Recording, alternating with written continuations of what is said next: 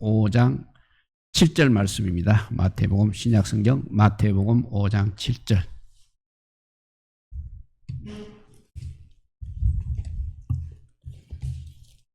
마태복음 5장 7절 말씀을 우리 찾아서 같이 읽도록 하겠습니다.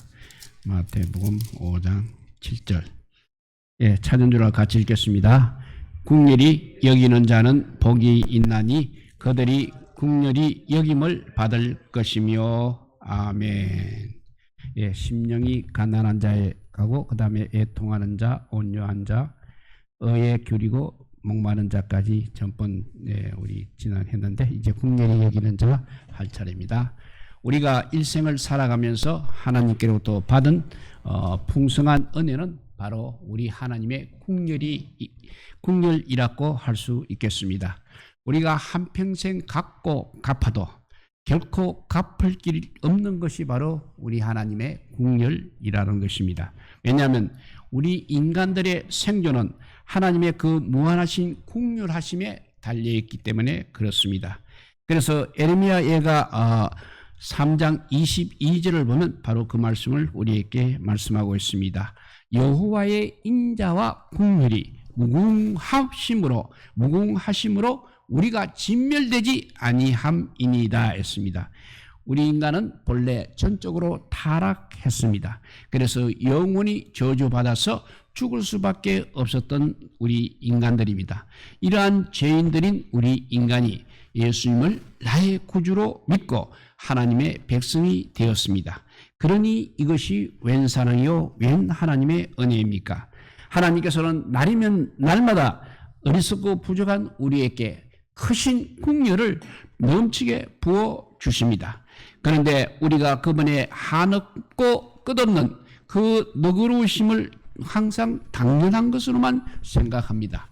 아예 하나님을 생각조차 안 하고 있다면 그것은 바로 합당하지 못한 일입니다. 그리고 변망덕한 행위라고도 할 수 있는 것입니다. 이러한 뻔뻔함을 가지고 우리가 예수 그리스도를 믿는다 하는 것은 그냥 종교인에 불과할 것입니다. 우리가 하나님의 그 무한하신 국률을 받았기 때문에 우리도 남은 생애를 모든 사람에게 국률을 베풀면서 살아가야 하는 것입니다. 오늘 현대를 살아가는 사람들에게 가장 필요한 것이 바로 이 국률입니다. 악한 자에게 부드러움을 주는 것은 온유함이라 할 수 있겠습니다. 그런데 국률이 여기는 것은 이보다 조금 더 앞서가는 은혜라 할 수 있겠습니다. 국률은 우리 그리스도인들에게 영적 자질 중에서 아주 특별한 것입니다. 그것은 불행과 소망이 없는 사람이 사랑을 받는 것을 의미하기 때문에 그렇습니다. 국률은 비천하고 가난하고 가련한 사람에게 주어지는 것을 의미하고 있습니다. 그러므로 우리도 국률을 받기 위하여 다른 사람에게 반드시 국률을 베풀어야 하는 것입니다. 즉 의에 줄이고 목마른 후에 주님으로 인해 배부르게 된다는 것입니다. 이런 사람은 예수 그리스도로부터 국률이 여김을 받았기 때문에 다른 사람들도 우리가 국률이 여기게 되는 것입니다. 그래서 국률을 베푸는 자의 보상이 바로 우리 하나님이 주시는 국률이다. 이런 정의를 내릴 수 있는 것입니다. 이 말은 그리스도인이 베푸는 국률은 즉 하나님께서 국률을 베푸시는 계기가 된다는 것입니다. 그러니까 내가 국률을 베풀어야 하나님께서 우리에게도 국률을 베푸신다는 그런 뜻이 되겠습니다. 왜냐하면 우리가 하나님의 그 많은 국률을 힘입었으므로 국률을 베푸는 사람이 바로 하나님을 본받는 것이기 때문에 그렇습니다. 하나님께서 우리에게 베푸시는 모든 국률하심은 우리에게 어떤 공로나 어떤 선행에 있어서가 아니라는 것입니다. 자비하신 하나님께서 하나님의 백성에 대하여 가지고 계시는 국률 때문에 우리가 하나님으로부터 많은 국률의 은혜를 받고 있다는 것입니다. 국률이 여기는 자는 복이 있나니 했습니다. 구약에서 국률이라는 말은 헤세드입니다. 헤세드는 이 단어가 구약에서는 150회 이상 나오고 있습니다. 하나님께서 은혜를 표현하는 단어가 바로 이 헤세드입니다. 이 헤세드는 모든 은총 중에 최고를 의미하고 있습니다. 하나님의 사랑과 긍휼과 자비와 인자심과 하나님의 선과 모든 축복을 포함하는 것이 바로 긍휼이라는 것입니다. 우리는 아담의 범죄로 하여 영원히 멸망받을 수밖에 없는 그런 죄인들이었습니다.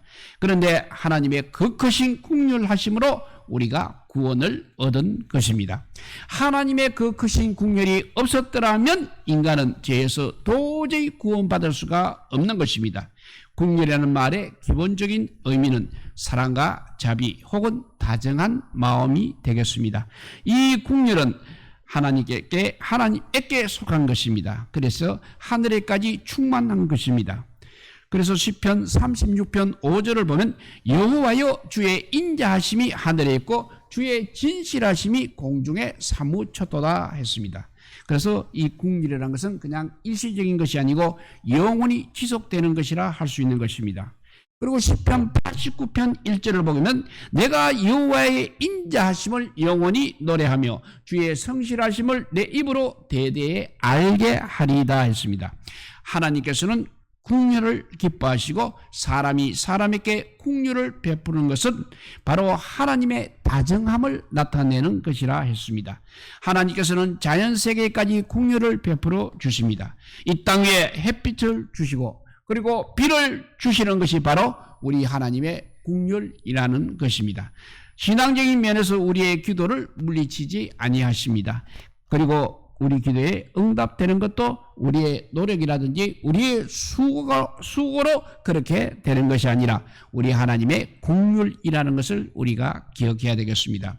시편 66편 20절 말씀입니다.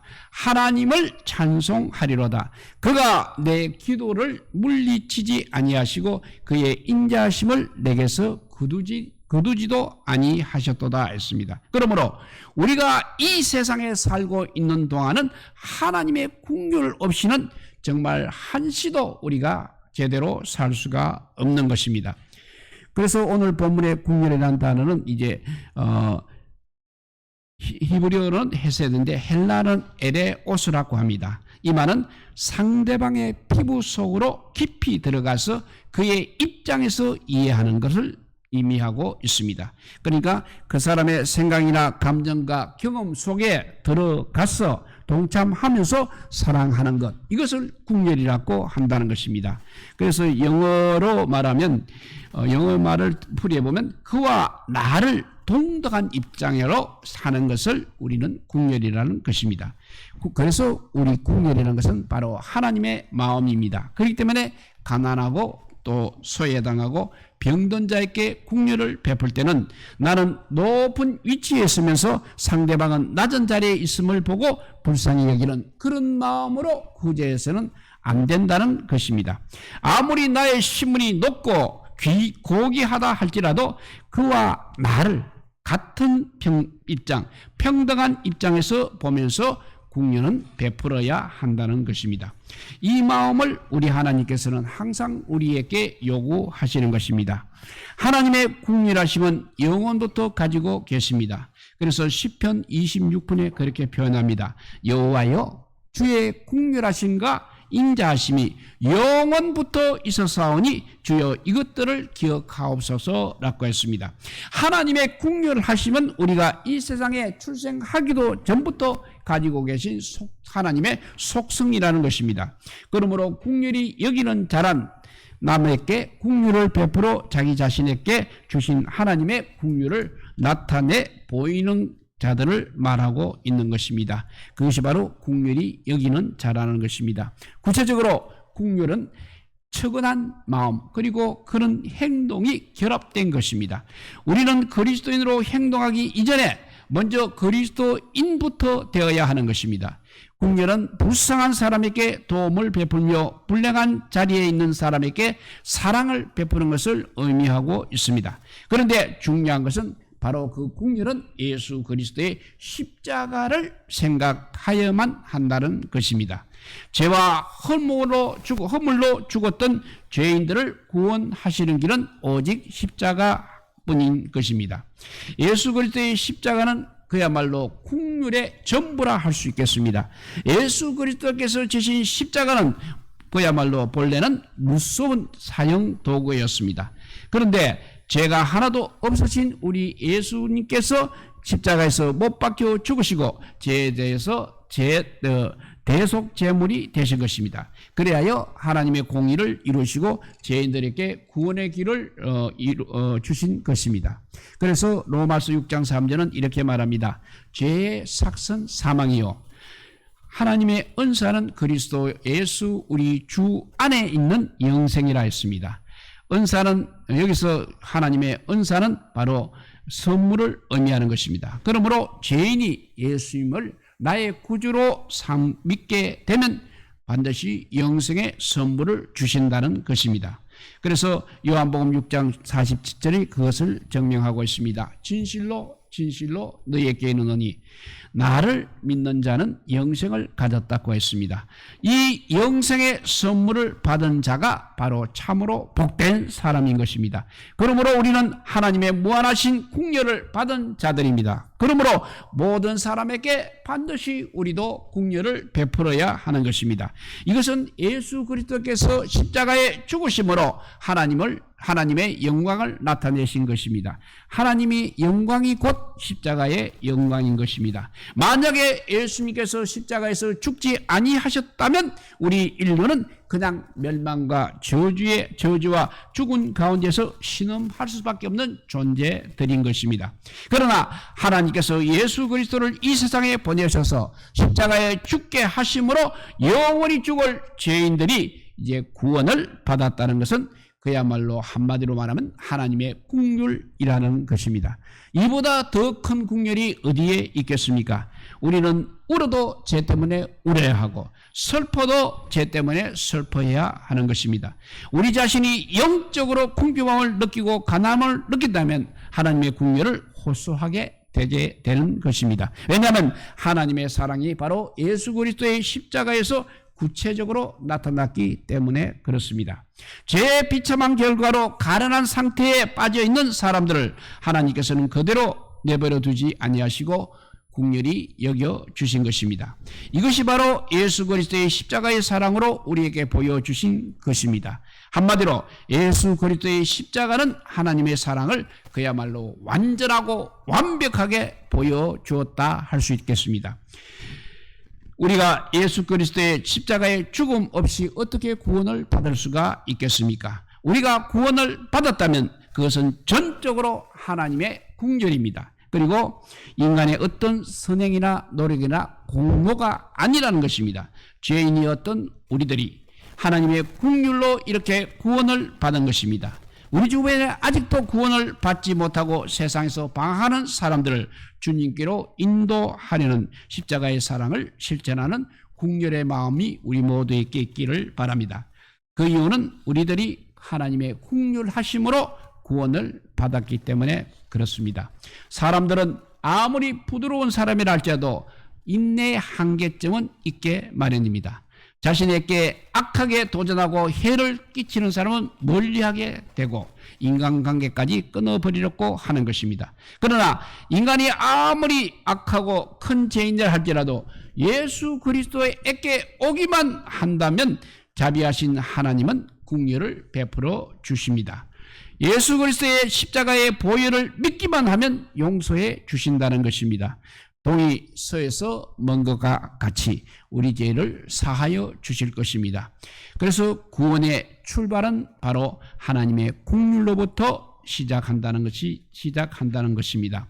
우리 그리스도인들에게 무엇보다도 가장 긴급한 것은 불쌍한 영혼들을 주님께로 데리고 나와서 구원받도록 인도해야 하는 것이 우리 그리스도인께 주어진 가장 긴급한 일입니다.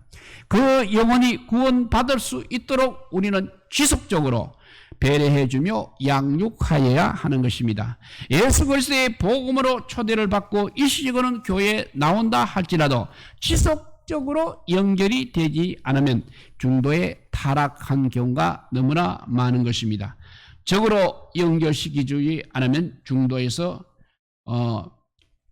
지속적으로 우리가 연결시키지 않으면 중도에서 타락하는 경우가 많습니다. 주님의 제자가 되기까지는 끊임없는 시간과 물질도 들여져야 하는 것입니다. 지속적으로 영혼을 불쌍히 여기는 마음을 가져야만 하는 것입니다.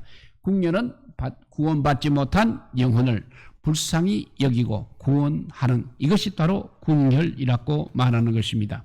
만약 우리에게 하나님의 궁혈하심이 없었다면 우리는 죄값으로 진작 죽었을지도 모릅니다.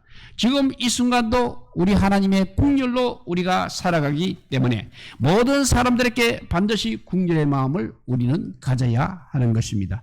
궁혈이라는 것은 고통받는 자들에게 더 가까이 다가가서 애정과 호의를 베푸는 것을 말하고 있습니다. 우는 자와 함께 우는 것입니다. 고난받는 자와 함께 고난을 분담하는 것입니다. 궁혈을 베푸는 사람은 자비를 베풀고 보복하려는 마음도 사라지게 하는 것입니다. 그래서 시편 37편 2절을 보면 악인은 꾸고 갚지 아니하나 의인은 은혜를 베푸고 주는도다 라고 했습니다. 이렇게 악인과 의인의 차이점을 우리에게 말씀하고 있습니다. 가난한 자에게 대한 도움은 국가도 정말 해결하기 어려운 문제이지만 하나님의 사랑과 은혜와 축복을 많이 받은 우리 그리스도인들이 긍금하고 결합하고 그래서 나눔을 실천하게 된다면 아름다운 사랑의 공동체를 이루어갈 수 있다는 것입니다. 의인은 반드시 은혜를 베푸고 나누어 주는 것이 바로 의인입니다. 의인이 넉넉하여 주기만 하지만 하나님으로부터 받은 것을 함께 나누는 것이므로 귀한 나눔이라고 할 수 있겠습니다. 오늘도 하나님의 궁렬하심이 바로 우리가 생존하고 있는 것입니다. 하나님의 궁렬하심이 있기 때문에 우리가 지금 이 시간에 생존하고 있다는 말씀입니다. 궁율이 풍성하신 하나님께서는 언약의 배신 이스라엘에게 이사야서 49장 16절에 이렇게 말씀하고 있습니다. 내가 너를 내 손바닥에 새겼다라고 그렇게 말씀하고 있습니다. 내 손바닥에 새겼다는 이 말씀은 하나님 자신의 마음에 새겨놓고 항상 그 사람을 생각한다는 그런 의미인 것입니다. 예수님도 그런 비슷한 말씀을 했습니다. 마태복음 9장 1절에 내가 궁율을 원하고 제사를 원하지 아니하노라 말씀했습니다. 예수님은 제사라든지 희생 제물보다 궁율을 더 원하시고 계신다는 것입니다. 예배가 얼마나 중요한 것입니까? 예배는 바로 살아계신 하나님을 만나는 것이 예배입니다. 그런데 이 예배보다 더 중요한 것이 바로 궁율이라는 것입니다. 궁율이 없는 제사와 예배 아무 소용이 없다는 말이 되겠습니다. 그래서 이사야서 58장 7절을 보면 또 줄인 자에게 너의 양식을 나누어 주며 요리하는 빈민을 집에 들이며 헐벗은 자를 보면 입히며 했습니다. 그것은 먹을 것과 입을 것이 없는 자들에게 먹을 것과 입을 것을 주라는 말씀이 되겠습니다. 굶주리고 있는 자들은 먹을 것이 없이는 한시도 살아갈 수 없는 그런 존재들입니다. 그래서 로마서 12장 8절에 궁율을 베푸는 자는 즐거움으로 할 것이니라 했습니다. 억지로 한다면 오래가지 못하는 것입니다. 그렇지만 예수 그리스도의 마음인 궁율을 가진 사람은 즐거움으로 궁율을 베풀어야 한다는 것입니다. 오늘날 이 시대는 살기 좋은 시대가 되었다고는 하고 있지만 기쁨이 많이 메마른 그런 시대가 되어버렸습니다. 그러나 우리가 주님 안에서 궁율을 베푸는 자가 되면 기쁨과 즐거움이 풍성해질 것입니다. 이 궁율을 베푸는 것도 역시 나의 힘으로 하는 것이 아닙니다. 하나님의 은혜로 감당하기 때문에 그렇습니다. 전능하신 하나님께서는 무한한 궁율을 베푸시는 분이십니다. 그러므로 즐거움으로 베푸는 자를 사랑하실 것입니다. 불쌍히 여긴다는 것은 하나님과 같은 마음으로 사람을 대하는 것을 우리는 불쌍히 여긴다는 것을 의미합니다. 하나님의 감정으로 비천한 사람을 대하고 행동으로 나타내는 것을 말하고 있습니다. 그리고 우리들이 의무감을 뛰어넘어 자원함으로 봉사를 한다면 세상에 대하여 그리스도의 사랑을 전달하는 수단이 되기도 할 것입니다. 동시에 더 중요한 것은 바로 영혼 구원이라 할 수 있겠습니다. 복음 증언하고 예수님을 알게 하고 예수 그리스도를 영접하게 하는 것, 이것이 우리에게 가장 중요한 것입니다. 사실 우리 모두가 나그네 인생입니다. 그렇기 때문에 언제라도 지금 이 시간이라도 주님께서 부르시면 우리는 가야만 하는 존재입니다. 살아 숨쉬고 생존하는 동안에만 선행이 필요한 것이고 영혼 구원이 주어질 뿐인 것입니다. 하나님 앞에서는 제 아무리 부자라도 혹은 비참하고 불쌍한 거린이라 할지라도 구원받지 못한 영혼은 아무 소양이 없는, 아무 가치가 없는 존재인 것입니다. 누구라도 구원받지 못하고 이 세상에 죽는다면 무슨 소망이 있겠습니까? 긍휼을 베푸는 것은 바로 하나님의 사랑을 전하는 것입니다. 그러면 이제 긍휼이 여기는 자의 복에 대해서 살펴보도록 하겠습니다. 첫째, 긍휼이 여기는 자는 긍휼이 여김을 받게 됩니다. 사람이 밥만 먹고 산다면 동물과 다를 거가 하나도 없는 것입니다. 그러나 사람은 사랑을 먹고 사는 존재입니다. 그렇기 때문에 인간은 누구나 하나님의 사랑을 받을 존재로 태어나고 있다는 것입니다. 그래서 긍휼의 씨앗을 풍성하게 뿌린 자만이 풍성하게 수확할 수가 있는 것입니다. 우리가 하나님의 무한하신 축복과 긍휼을 받았기 때문에 당연히 우리는 긍휼을 베풀어야만 하는 것입니다. 우리는 예수 그리스도를 위하여 긍휼을 베푸는 것으로 만족할 뿐인 것입니다. 그래서 사도행전 2장 20장 35절에 보면 받는 것보다 주는 것이 복이 있다고 했습니다. 그러므로 가난한 자들에게 긍휼을 베푸는 사람은 복이 있는 사람입니다. 또 야고보서 2장 13절에 보면 긍휼히 행하지 아니하는 자께는 긍휼 없는 심판이 있으리라. 긍휼은 심판을 이기고 자랑하느니라 했습니다. 믿음이나 소망도 중요합니다만 긍휼만이 심판을 이길 수 있다는 것을 우리가 항상 명심해야 되겠습니다. 우리들이 언제라도 긍휼이 넘치는 사랑을 베풀 수만 있다면 우리 교회와 우리 이웃과 우리 사회는 지금보다 좀 더 밝아질 것입니다. 우리가 긍휼을 베푸게 되면 즉 공급하시는 긍휼을 우리가 받게 되는 것입니다. 그래서 잠언 11장 17절에 보면 인자한 자는 자기의 영혼을 이롭게 하고 잔인한 자는 자기의 몸을 해롭게 하느니라 했습니다. 즉 남에게 동정과 자비를 나타내므로써 자신도 기쁨이 넘치고 보람 있는 삶을 살 수 있게 된다는 것입니다. 반대로 긍휼이 없는 사람은 자신의 몸이 병들고 쇠약해진다고 했습니다. 이것은 이기적인 목적으로 자신만을 위하고 욕심에 사로잡혀 사는 사람들이 누리는 욕망과 만족과는 정말 비교도 안 되는 것입니다. 잠언 11장 25절 말씀입니다. 구제를 좋아하는 자는 풍족하여질 것이요 남을 윤택하게 하는 자는 자기 역시 윤택하게 될 것이라 했습니다.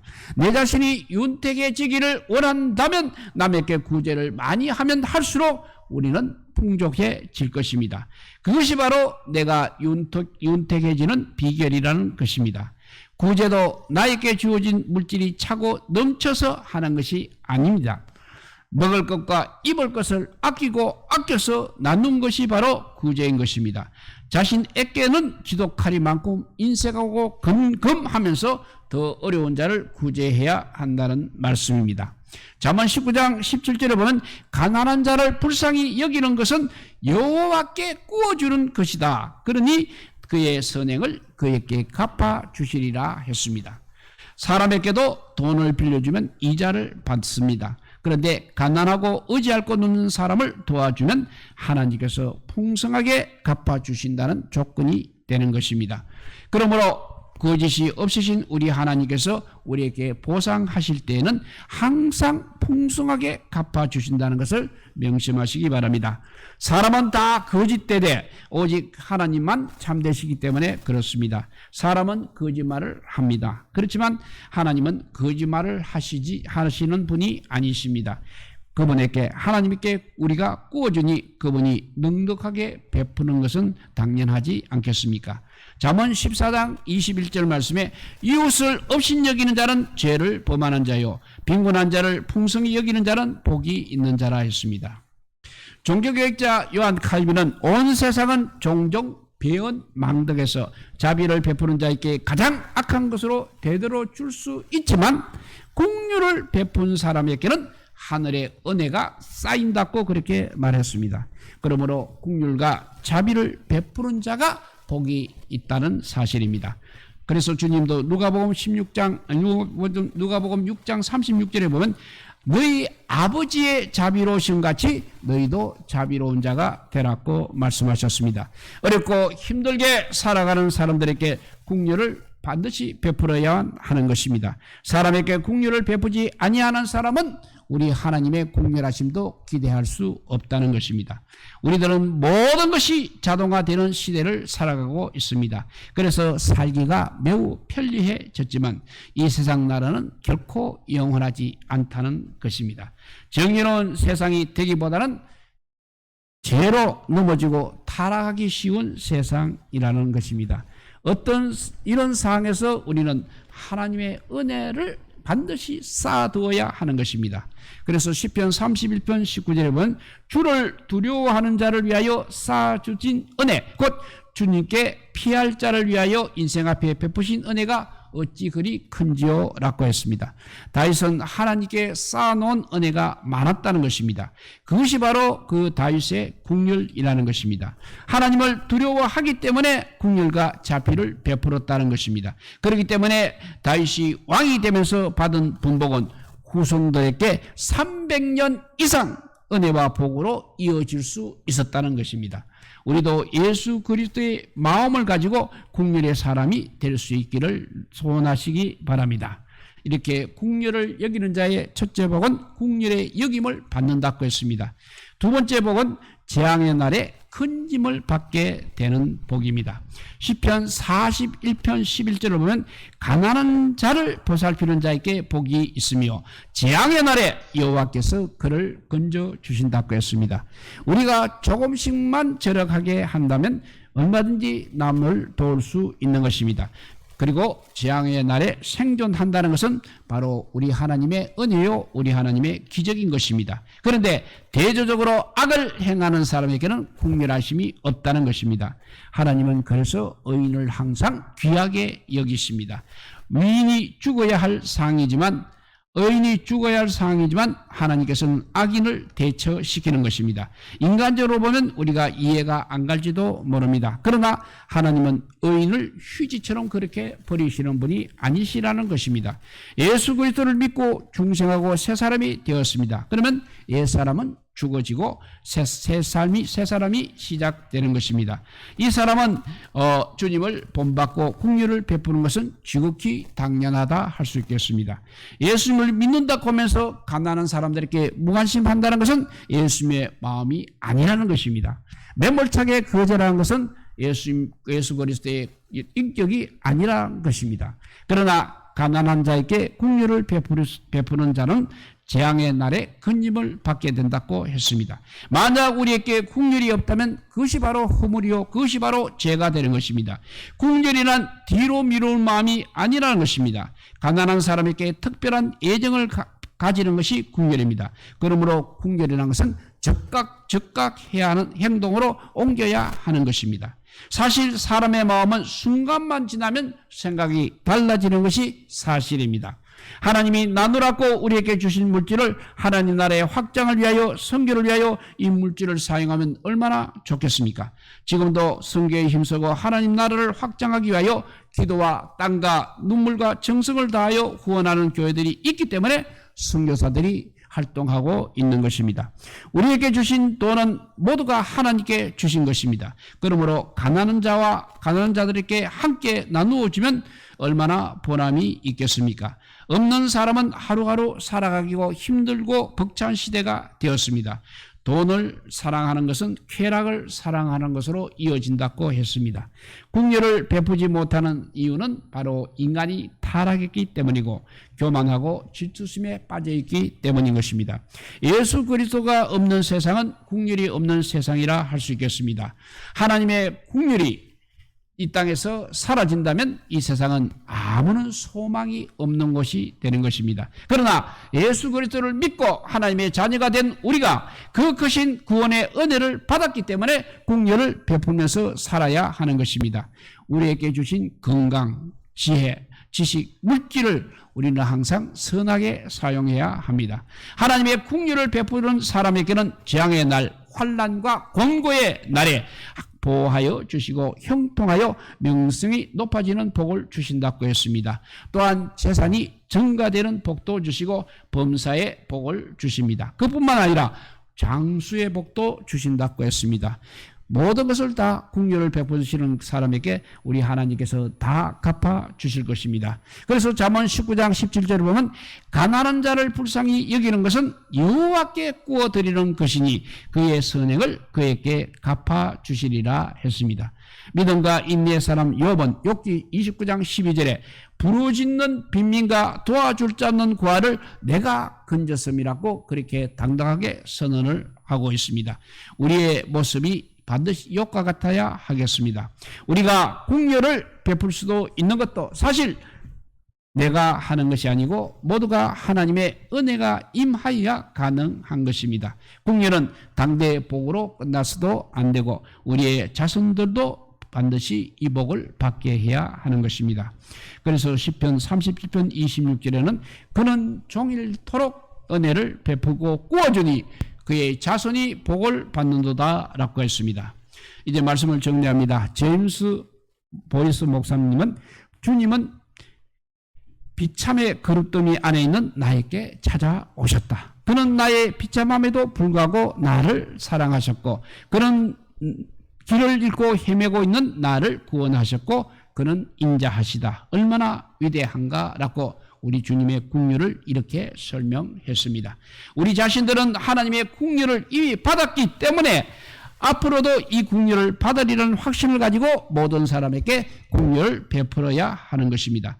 우리를 죄악 가운데서 구원하신 것이 바로 하나님의 긍휼이라는 것을 늘 명심해야 되겠습니다. 우리가 저 영원한 천국인 은혜의 보좌에서 주님을 만나게 될 것도 바로 우리 하나님의 긍휼 때문인 것입니다. 그러므로 우리는 이 땅 위에 살면서 예수 그리스도의 긍휼을 베풀면서 살아가야 하는 것입니다. 긍휼이라는 것은 바로 예수 그리스도를 따르는 제자들이 마땅히 가져야 할 자세가 긍휼이라는 것입니다. 하나님의 마음인 긍휼이 우리 안에 항상 풍성하게 거해야 하겠습니다. 우리가 긍휼을 베풀어야 할 이유는 우리 하나님께서 긍휼을 너무나도 기뻐하시기 때문입니다. 이 긍휼의 마음이 없는 사람은 몰인정하고 무자비하고 잔인한 사람입니다.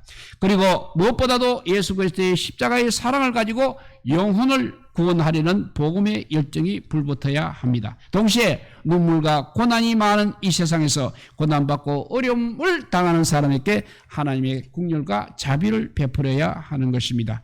긍휼은 믿음의 가정뿐만 아니라 불신자에게까지 모든 사람에게 베풀어야 합니다. 긍휼의 능력은 심판을 이기고 자랑하기 때문입니다. 마지막 하나님 나라에서 심판을 이기는 것이 바로 긍휼이라는 것을 우리가 명심해야 되겠습니다. 심판대 앞에 우리가 선다는 자체가 얼마나 두렵고 떨리는 일입니까? 진정으로 우리들은 강하고 담대하게 부끄러움 없이 설 수 있다고 생각하고 있습니까? 긍휼을 베푸는 사람만이 심판을 이긴다고 하셨습니다. 야고보서 2장 13절에 보면 긍휼을 행하지 아니하는 자에게는 긍휼 없는 심판이 있으리라. 긍휼은 심판을 이기고 자랑하느니라 했습니다. 최후의 심판의 날에 우리 모두 예수님 앞에 섰을 때 우리는 그야말로 그때는 긍휼이 필요한 것입니다. 왜냐하면 주님께서 긍휼을 원하시기 때문입니다. 이 긍휼로 우리는 담대하게 주님 앞에 설 수 있기 때문에 그렇습니다. 우리 인간의 타락한 모습은 긍휼을 베풀기가 쉽지 않습니다. 그러나 우리들이 예수님을 나의 구주로 믿고 난 이후로는 하나님의 긍휼을 힘입은 자들입니다. 지금도 하나님의 긍휼이 있기 때문에 우리가 지금 이 시간에 이렇게 존재하고 있는 것을 믿어야 합니다. 그러므로 우리에게 긍휼의 마음이 있다는 것은 바로 우리 하나님의 은혜라는 것입니다. 우리의 일상생활에서 긍휼을 베푸는 일들이 일어나기를 간절히 소망합니다. 우리 자신이 이 세상에서 긍휼을 베품으로 다시 긍휼을 받게 되는 것입니다. 이미 우리가 긍휼을 받은 자이기 때문에 긍휼 또한 반드시 우리가 베풀고 베풀어야 하는 것입니다. 이것이 바로 하나님께서 택하신 백성들의 자세요, 백성들의 의무이기 때문에 그렇습니다. 주님은 한 영혼이라도 주님의 십자가를 바라보고 주님에게로 돌아오기를 기다리고 계십니다. 우리들이 한 영혼이라도 예수 그리스도의 사랑과 긍휼을 마음에 품으시기 바랍니다. 자신의 선량함의 긍휼이 아니라 하나님의 긍휼의 마음을 가지고 기도하며 전도하여서 주님께로 돌아오는 우리 모두가 되시기를 우리 주님의 이름으로 간절히 축복드립니다. 기도하겠습니다. 사랑의 하나님 감사합니다. 우리가 받은 구원도 주님의 긍휼이 있기 때문에 우리가 구원을 받았다고 했고, 긍휼을 받은 사람은 반드시 긍휼을 베풀어야 되고, 긍휼을 받은 사람은 긍휼의 여김을 받는다고 했으며, 재앙의 날에, 중요한 심판의 날에, 정말 재앙의 날에, 심판의 날에 주님 앞에 섰을 때도 우리가 건짐을 받을 뿐만 아니라 영원한 하느님 나라에 갈 수 있는 복을 준다고 했습니다. 그래서 아버지, 우리뿐만 아니라 우리 자손들도 긍휼을 베푸는 백성들이 되게 하여 주시옵소서. 주님의 그것인 긍휼 아니었으면 우리가 이 자리에도 존재할 수 없다고 했습니다. 벌써 죄 때문에 죽어버려야 할 저희들을 주의 예수 그리스도의 십자가의 보혈로 살려주신 그 크신 은혜, 그 크신 긍휼을 생각할 때 어찌 내가 내 가진 것을 나를 위해서만 사용할 수 있겠습니까? 이웃의 악한 자들을 위해서 죽어가는 생명들을 건지는데 우리가 그 긍휼을 베푸는 믿음의 사람들이 다 되게 하여 주시기를 간절히 빌고 원하올 때 우리 구주 예수 그리스도 이름으로 기도드리옵나이다. 아멘.